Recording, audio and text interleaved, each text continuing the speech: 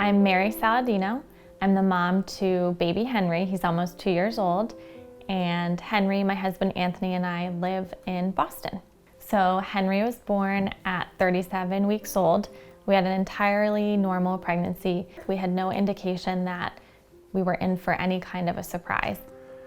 And shortly thereafter, we did discover that there were some things that weren't necessarily going according to plan.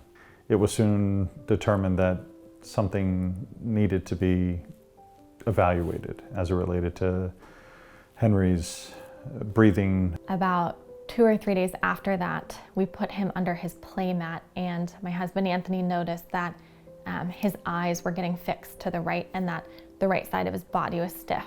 And I noticed something just slightly askew, but soon we found out that there was much more that he was challenged by. So we took him to the Children's Hospital and they did another EEG and they confirmed, in fact, he did have a seizure, and they said it was most likely benign epilepsy of infancy.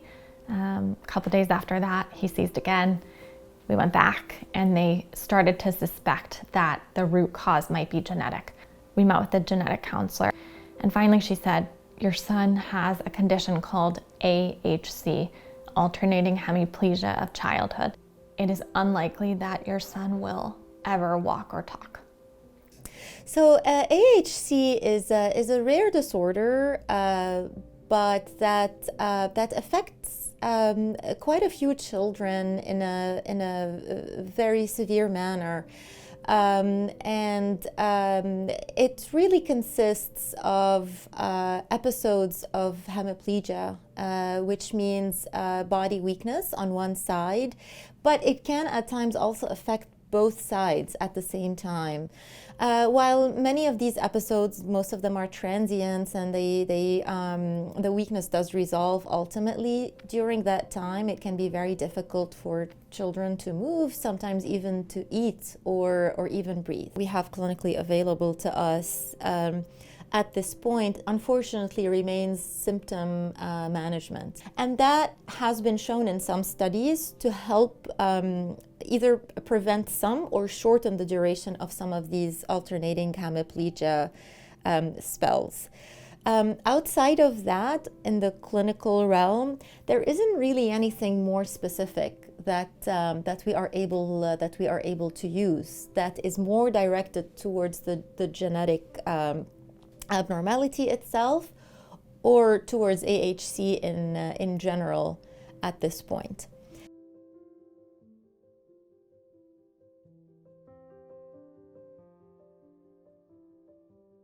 We want to equip him with every tool possible in order to ensure that he's fully engaged in the world around him, and that he has every opportunity to live independently. Shortly after we found out that Henry was diagnosed, my husband and I started Googling. We wanted to find out everything we could about this disease, and we came across an article in the Washington Post about a family with a daughter named Annabelle, and her parents Nina and Simon Frost had created a foundation for her and were on a quest to cure this disease.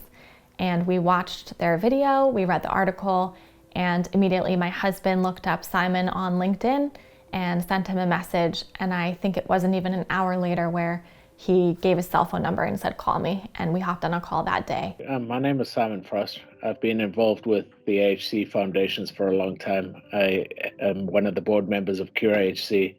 I've got my own foundation called Hope for Annabelle for my own daughter, and have been quite heavily involved in rare disease research over the last few years. The market for rare diseases is really stuck.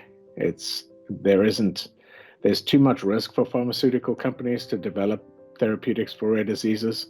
There's too much cost. It involves a broken system that's pretty unclear. But there are some approaches that can be taken, and some rare disease parents have proven this very well, to be able to do it themselves. And I think that they've shown that they can take all of this disparate research and focus it in terms of becoming a hub for the consolidation of this research?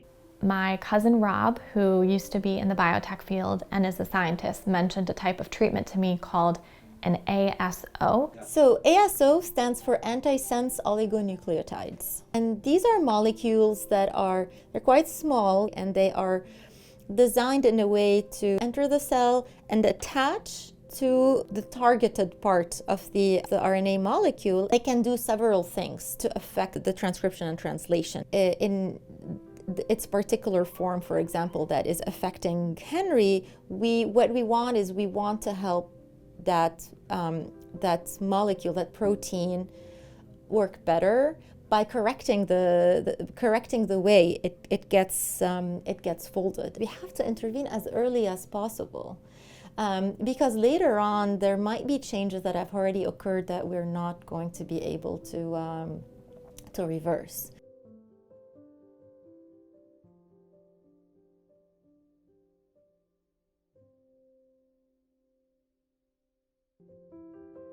There is a very good chance he might respond to an ASO as long as it is the right ASO. And this type of treatment, an ASO, has the ability to knock down the mutant allele that's causing the problem. This ASO treatment could be developed for Henry in under 1.5 years, and the challenge is getting the money. But it is our best shot at halting the progression of this disease as quickly as possible.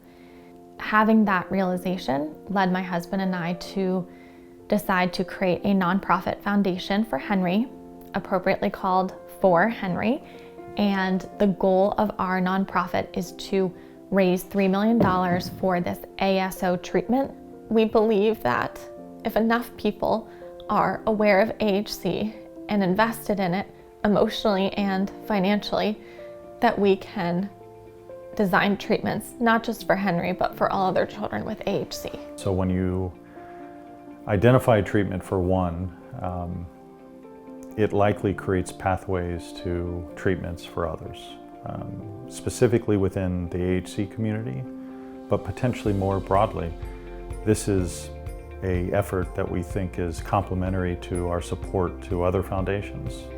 About 1 year ago, Simon and I began hopping on calls and Zooms with various companies to see if they'd be interested, talking with all of our doctors, all of our researchers, and the consistent theme we have heard throughout echoed what one of Henry's expert doctors said in the beginning, which was, we believe there's a treatment out there.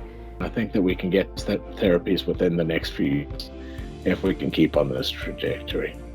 Whatever was to come, Henry is a really resilient, joyful kid, and he continues to be that way. Even today, when he had trouble breathing, the second he's fine, he takes his oxygen off and starts laughing like, whew, we did it, Mom. And he is the strongest, bravest person I've ever known. Our hope for Henry is that he lives the fullest, healthiest life possible.